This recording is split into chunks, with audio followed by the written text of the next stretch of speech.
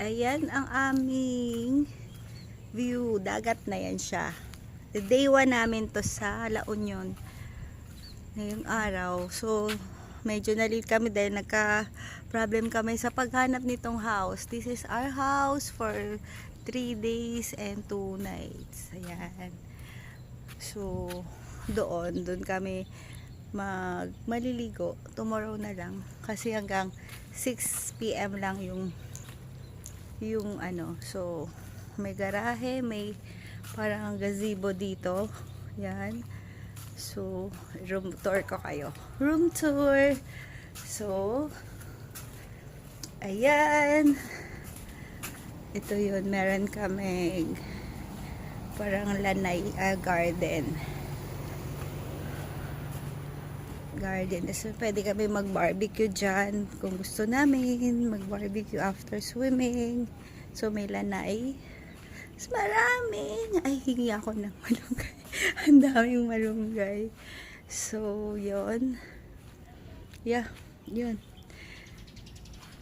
Ito yung likod.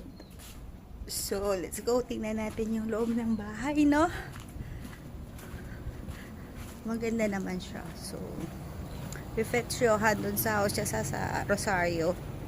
And we're here in San Juan, La Union. So, yan yung mga neighbor.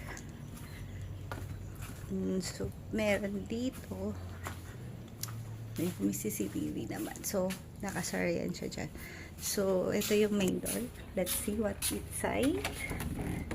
Pabuksan? O, yan nabuksan.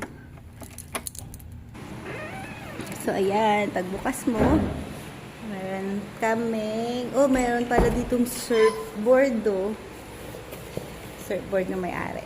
So, ayan, may sala. From dito is CR, common CR sa baba. Ayan. Tingnan natin. Itsura. Maganda naman.